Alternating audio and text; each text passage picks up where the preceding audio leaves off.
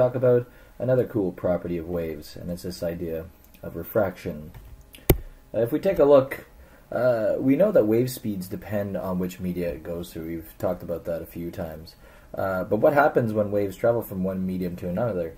Up until now, we've really only dealt with the idea of a wave traveling through a vacuum or air or something different. What happens if we see a situation like going from, say, air into water? What's going to happen there? Well, consider some waves moving from an open ocean to a shore like this. Okay, what we're going to see is these waves coming in perpendicular to the motion, but then as soon as it hits the barrier and moves into the shallow water, what's going to happen? Well, it actually bends down, and you see that the actual wavelengths decrease in size, and the reason for that is because the velocity is actually changing. The waves are slowing down. Now, this all depends on what angle the waves hit the new medium at.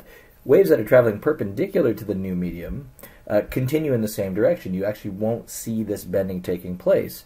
However, if you take a look at the example on the bottom here, we have a cart going from pavement into grass, and what happens are the wheels will start to change velocity, and when it gets on the grass, it's actually going to slow down, so it's going to turn and it's going to bend. And this is exactly the same thing that happens with waves, is that as velocity decreases, the frequency will stay constant, therefore the wavelength itself is going to decrease. Now, when waves are not perpendicular, they will also bend. We saw that with the ocean example, and that's exactly the same thing with light. If we shine light on a new medium at an angle, then we're actually going to see a certain bend. Now, this bend is predictable, and it all has to do with this concept of refraction. Refraction is the bending of waves as they move from one medium to another. We have ways of discussing this topic, and to do so we have to deal with optical density, and that's the difficulty that light has in transmitting through a medium. So the thicker the optical density, the harder it is for the light to travel through it, and as a result we're going to see velocity change and we're going to see refraction take place. Now, the pecking order of optical density starts with the least dense, the density of 0, which is a vacuum, all the way up to a diamond, which has an extremely thick optical density, to where you'll actually see light almost reflect back because it's bending so far. Now, if we consider a laser shining into a piece of quartz, for example, what we're going to have here is the angle of incidence, as we know from our study of reflection. That's this angle right here. And the angle of refraction. When the light actually gets into the medium, what's going to happen is it's going to change velocity, and as a result, it's going to bend towards or away from the normal, depending on what density change has occurred. So you would see a diagram something like this. Now, Snell's law can help us decide exactly how much it's going to bend, depending on what the index of refraction is for each of the medium that it's traveling through, and it's given by this equation right here. Ni sine theta I equals Nr sine theta R, where the subscript means incident and refracted. So in this case, if we know what the index of refraction is for any given substance, we're actually able to calculate very precisely what the angle of the refracted ray is going to be once it goes into the new material. Now, when light travels, for example, from a less dense to a more dense medium, what we're going to see is a slowdown, and it's actually going to bend towards the normal. Now compare that to more dense to less dense. The medium itself is going to speed up and bend it away from the normal. So if you take a look at this picture here, this is a laser being shined into quartz, and you'll see this angle here changes like so, and then when it comes out, it bends back to its original direction. So if you see here, these lines right here are actually parallel to each other. And for those of you that were paying attention during the reflection lesson, you'll notice that there is a little bit of reflection that takes place even when you have seemingly a transparent or translucent type material. Now, the index of refraction differs depending on the medium. Here are some standard ones that you're going to use. Vacuum and air happens a lot, air and water most certainly. Once you start getting into things like quartz and diamond, obviously you're ending up with an extremely high index of refraction, which means you're going to see a substantial change in the direction of the beam. So it's a good idea to write these down for future reference. A lot of equation sheets or assessments of any type tend to give these to you. I don't think you need to memorize them, but as long as you remember that vacuum, it's just one. It's what we base all of it off of, and then we go from there. That's really more so the most important point that you need to pick up from here. So let's use an example here to demonstrate Snell's law. A ray of light traveling in air strikes a block of quartz at an angle of 15 degrees. Find the angle of refraction. Draw a diagram. I would say it is always important for you to draw a diagram because a lot of people will make the mistake of labeling the angle wrong, or they'll use the wrong angle in the wrong spot. So let's say here is our block of quartz. We need to draw our normal line perpendicular to the surface, and we have this ray coming in at 15 degrees. Now you'll notice that when I draw the ray, I draw it so that it meets right at the point where the normal meets the new medium, and that's an important realization to make there, is that when you draw this ray, you can draw it anywhere on the surface you want, but the normal has to intersect with that tip of the vector. So once it gets into the medium, we're going to end up seeing some kind of refraction, and that right there is theta r. Okay, well, we know that ni sine theta I is equal to nr sine theta r. Okay, well, we're looking for the angle of refraction, which means we should have this, this, and this. And again, if you go to your table, we definitely know the indexes of air and quartz. So all we need to do now is solve for theta r. So sine theta r is equal to ni sine theta I divided by nr. We know that to solve for theta r, we need to take sine to the minus 1 of all of that stuff. Now let's plug in the numbers. The incident index of refraction is the one for air, and that's 1.0003. Sine of the angle of incidence, which is 15, divided by the index of refraction for the new medium, which is 1.54 according to our table. And when you plug those all into the calculator, you're going to get an answer of 9.7 degrees.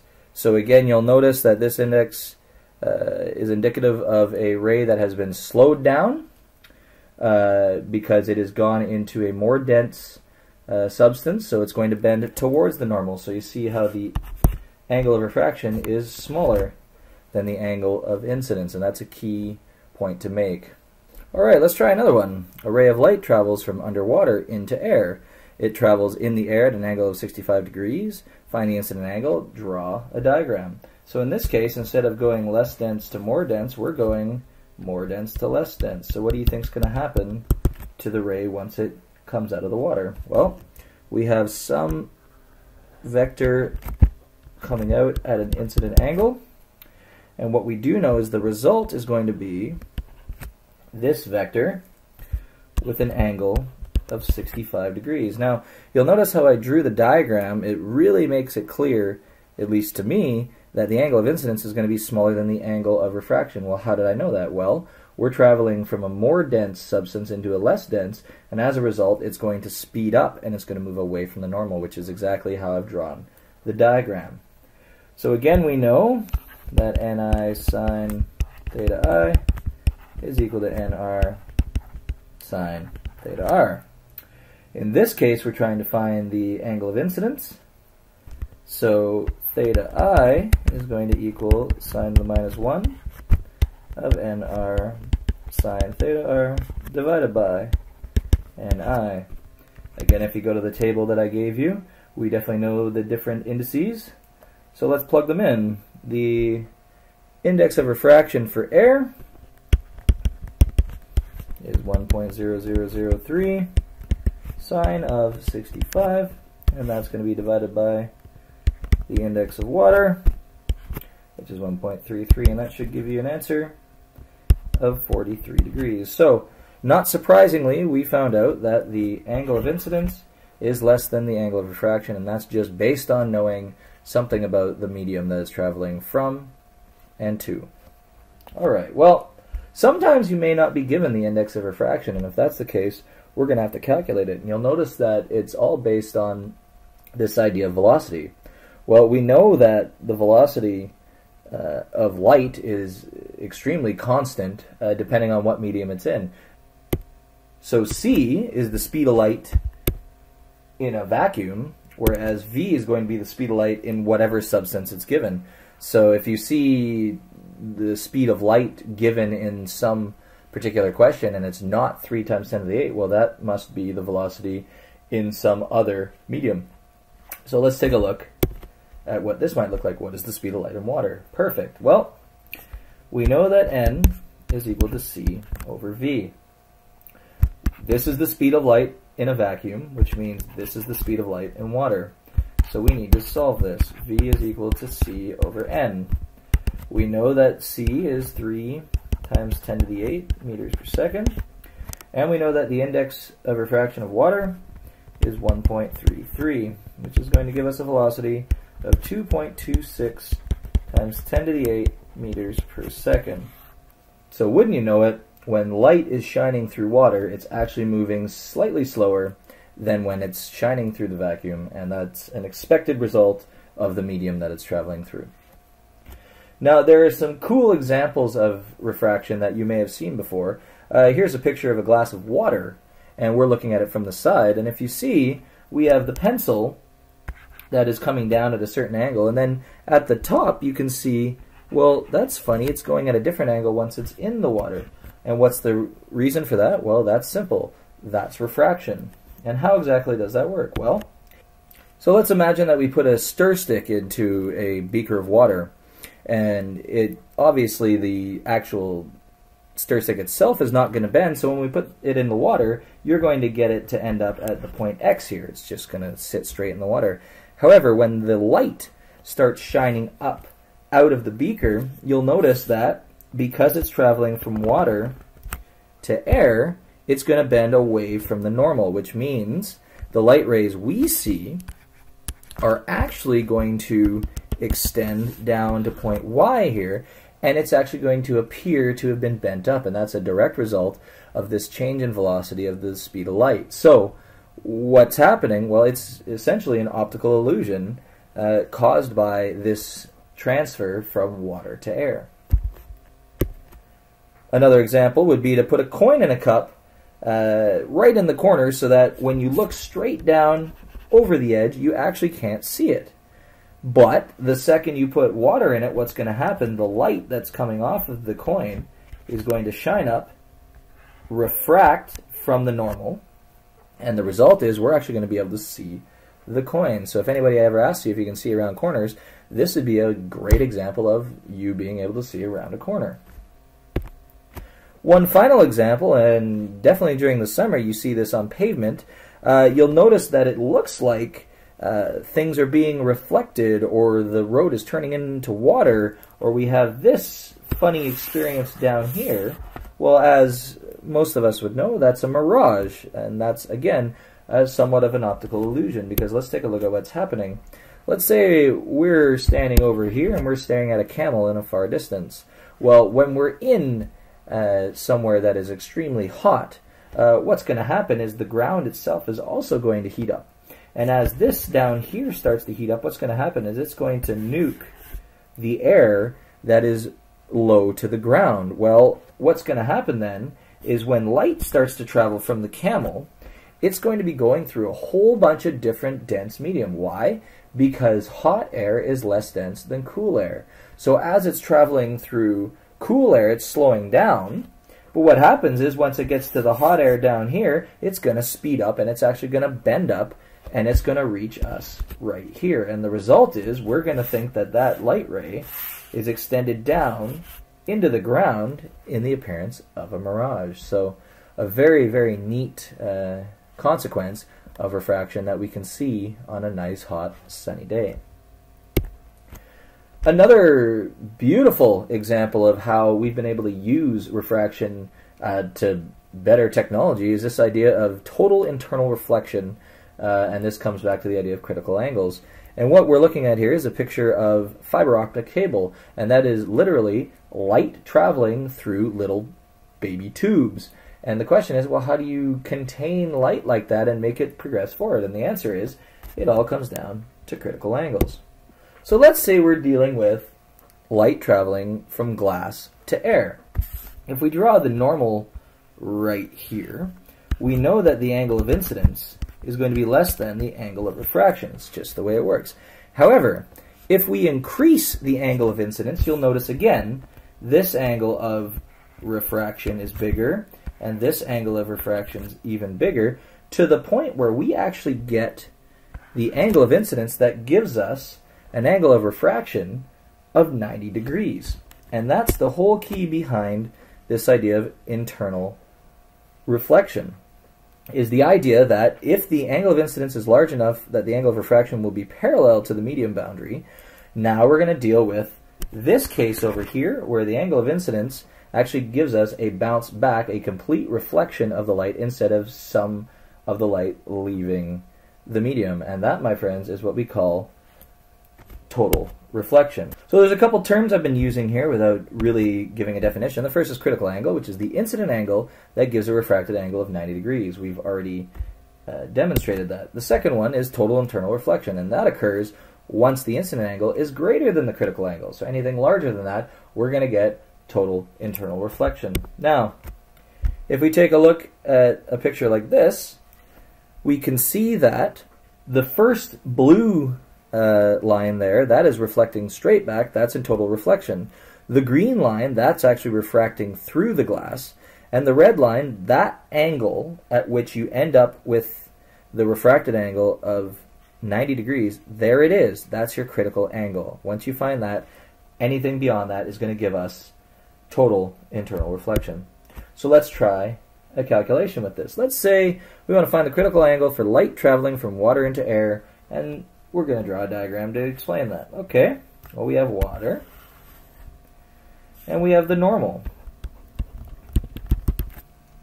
And we want the angle, I'm going to change colors here, we want the angle such that the resulting refracted angle is 90 degrees. So that's the angle of refraction. This is the angle of incidence, but in this case, the angle of incidence is going to equal the angle of total internal reflection, this critical angle. So what does that mean? Well, it means we just rewrite this a little bit. Instead of Ni sine theta I equals Nr sine theta R, the theta I we're actually going to replace with theta C, because now we can actually replace theta R equal to 90 degrees. So the question is, how do we get theta C? Well, now we solve for theta C. Theta C is equal to sine to the negative 1 of Nr sine of 90 degrees divided by Ni. Plug in our values, we get sine to the minus 1 of 1.0003 sine of 90, and that's going to be divided by 1.33. And if all has been done right, we should end up with an angle of 48.8 degrees. So anything larger than that is going to give us total internal reflection. That, my friends, is our critical angle. So you've got some questions to do that deal with Snell's law. Again, always know what the medium that you're starting in is, what the medium you're moving to is, and realize that there's going to be a velocity change. The light, depending on whether you're going more dense to less dense or vice versa, is going to give you either a bend away from the normal or towards. But either way you go, draw your diagram, make sure you're clear, and best of luck to you.